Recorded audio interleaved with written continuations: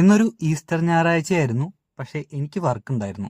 പതിപോലെ തന്നെ വൈകിയാണ് വർക്ക് കഴിഞ്ഞതും. പക്ഷേ നമ്മൾ വർക്ക് കഴിഞ്ഞപ്പോൾ തന്നെ വേഗം റെഡി ആയിട്ട് ഫുഡൊക്കെ കഴിച്ച് റെഡി ആയിട്ട് കണ്ണാടി മുമ്പിൽ നമ്മുടെ ഷോ തുടങ്ങി. പക്ഷേ എന്താ കാരണം എന്ന് വെച്ചാൽ നമ്മളിന്ന് വാഴ 2 മൂവി കാണാനായിട്ട് ബുക്ക് ചെയ്തിട്ടുണ്ടായിരുന്നു. അപ്പോൾ അവിടെ പോകാനായിട്ടാണ് ഈ അണിഞ്ഞൊരുങ്ങി നിൽക്കുന്നത്.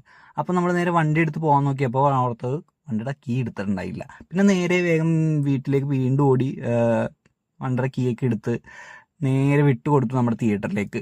തിയേറ്ററിൽ ചെന്നപ്പോൾ എൻ്റെ മോനെ അവിടെ ഇഷ്ടംമാതിരി വണ്ടികൾ ഇരിക്കുന്നു. നല്ല തിരക്ക്, നല്ല തിരക്ക്.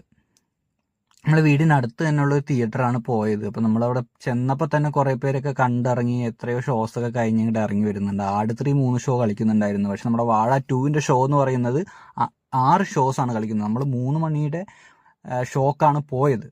അപ്പോൾ അവിടെ നമ്മൾ കയറി ചെല്ലുമ്പോൾ തന്നെ വാഴ 2ൻ്റെ പോസ്റ്ററുകളും കാര്യങ്ങളൊക്കെ വെച്ചിട്ടുണ്ടായിരുന്നു. പിന്നെ അകത്ത് അത്യാവശ്യം നല്ല തിരക്കുണ്ടായിരുന്നു. ഇന്ന് ഈസ്റ്ററാണ്, അവധിയാണ്, പിന്നെ വെക്കേഷൻ ടൈമാണ്, ഞായറാഴ്ചയും കൂടി ആയതുകൊണ്ട് ഇന്ന് തിയേറ്റർ മൊത്തം നല്ല തിരക്കായിരുന്നു.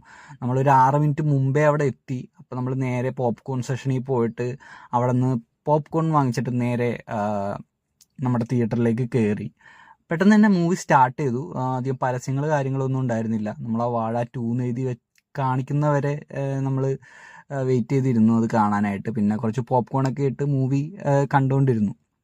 കുറച്ച് കഴിഞ്ഞ് മൂവി കഴിഞ്ഞപ്പോൾ എൻ്റെ മക്കളെ, എനിക്ക് ഉറപ്പാണ് ആ തിയേറ്ററിൽ വന്നവർ കരയാണ്ട് ആ തിയേറ്ററിൽ നിന്ന് പുറത്ത് പോയിട്ടില്ല. അതെന്താണെന്ന് അറിയണമെങ്കിൽ നിങ്ങൾ പോയി മൂവി കാണും. എനിക്ക് തോന്നുന്നില്ല ഇത്രയും ഇമോഷണലി കണക്റ്റ് ആയിട്ടുള്ളൊരു മൂവി അടുത്ത കാലത്തൊന്നും ഇറങ്ങിയിട്ടില്ല. അതിനകത്ത് ഹാഷറിൻ്റെ പെർഫോമൻസ് ആണെങ്കിലും ബാക്കിയുള്ളവരുടെ പെർഫോമൻസ് ആണെങ്കിലും ഇറ്റ് വാസ് വെരി ബ്യൂട്ടിഫുൾ. അതുകൂടാതെ എനിക്ക് ഇഷ്ടപ്പെട്ടൊരു കോംബോ എന്ന് പറഞ്ഞിട്ടുണ്ടെങ്കിൽ ഇവരുടെ കോംബോ ആണ്. അത് ബിജുക്കുട്ടൻ എന്ന് പറഞ്ഞൊരു നടനെ മലയാള സിനിമ ഇപ്പോഴും വേണ്ട പോലെ യൂസ് ചെയ്തിട്ടില്ല എന്നാണ് എനിക്കിത് സിനിമ കണ്ടപ്പോൾ മനസ്സിലായത്. നിങ്ങൾക്ക് എന്തൊക്കെയോ മലയാള സിനിമയിൽ ചെയ്യാനുണ്ട് ഇനിയും. അപ്പോൾ എല്ലാവരും പോയി മൂവി കാണാം. അടിപൊളി മൂവിയാണ്.